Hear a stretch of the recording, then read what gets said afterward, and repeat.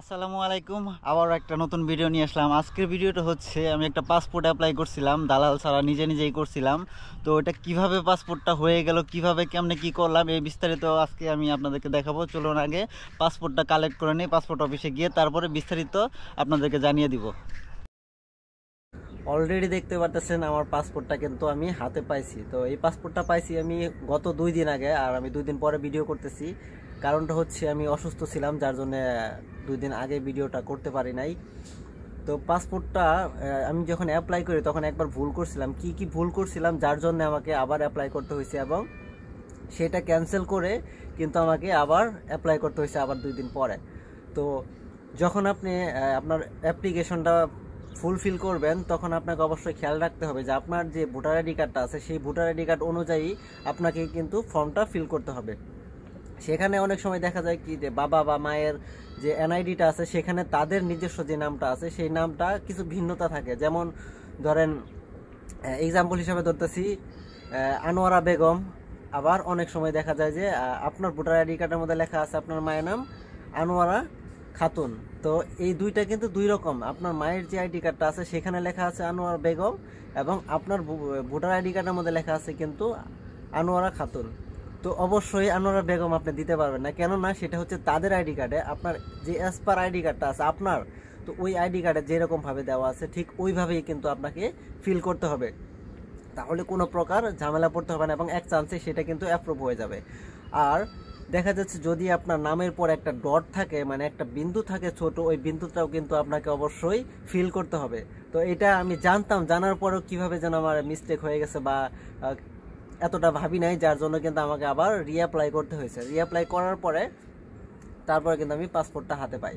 তো এবার আসি পাসপোর্টটা কতদিন আগে আমি অ্যাপ্লাই করছিলাম। পাসপোর্টটা অ্যাপ্লাই করছিলাম হলো আমি ধরেন 15 অক্টোবর রাতে আমি অ্যাপ্লাই করি, এবং 16 অক্টোবর আমি সেটা জমা দিয়ে আসি আমাদের যে আঞ্চলিক অফিস আছে, তো আঞ্চলিক অফিসে জমা দেওয়ার পরে কিছুদিন পরে আমার সেখানে দেখা যাচ্ছে কি পুলিশ ক্লিয়ারেন্সের জন্য ফোন দেয় 7 দিন পরে। তারপরে দেখা যাচ্ছে কি আবার প্রিন্ট দেখলাম, মানে ওখানে স্ট্যাটাস দেখায়, আপনি স্ট্যাটাস চেক করতে পারবেন। তো এরকম করে দেখা যাচ্ছে আমি গত 2 দিন আগে, আপনার ডেটটা দেখতে পারতেছেন, আমার এক্সাক্ট ডেটটা মনে নাই। তো 16 তারিখে যদি আমি ফর্মটা দিয়ে আসি, এবং পাইছি হলো গত, আজকে হচ্ছে 9 তারিখ, গত 7 তারিখে কিন্তু আমি ডেলিভারি পেয়ে গেছি। কি বিষয়গুলো খেয়াল রাখলে আপনাদের এরকম প্রবলেম পড়তে হবে না, তো সেই বিষয়গুলো হচ্ছে আপনার যে নামের বানান আছে, তো এই বানানগুলা একটা একটা করে মিলাই নেবেন।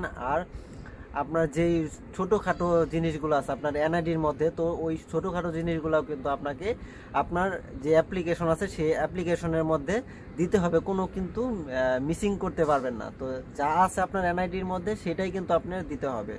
তো এরকমভাবে যদি আপনি অ্যাপ্লাই করেন তাহলে কোনো প্রকার ঝামেলা হবে না, আপনি একবার অ্যাপ্লাই করলেই আপনার কাজ হয়ে যাচ্ছে। এরপরে আসেন দালালের বিষয়টা। তো বর্তমান যেরকম পরিস্থিতি দেখতে পারতেছি, দালালের কোনো দৌরাত্ম্য নাই পাসপোর্ট অফিসে যতটুকু দেখলাম। তো যদি আপনি নিজে অ্যাপ্লাই করতে পারেন তাহলে ভালো, হয়তো নিজে অ্যাপ্লাই করলে আপনার খরচ লাগতেছে না, বা প্রিন্টের জন্য হয়তো 20 টাকার মতো নিতে পারে আপনার এই ফাইলটা। আর যদি আপনি নিজে অ্যাপ্লাই না করেন তাহলে যে কোনো একটা দোকানে 150-200 টাকা হলেই তারা কিন্তু অ্যাপ্লাই করে দিবে। অ্যাপ্লাই করার ঠিক 20 থেকে 25 দিনের মধ্যে কিন্তু আপনি পাসপোর্টটা আপনার হাতে পেয়ে যাবেন কোনো ঝামেলা ছাড়া। এবং এর যে ফিস আছে, এক্সাক্ট যে নেট ফিস আছে সেই ফিসটাই কিন্তু আপনার লাগবে, তার থেকে একটু বেশি লাগবে না।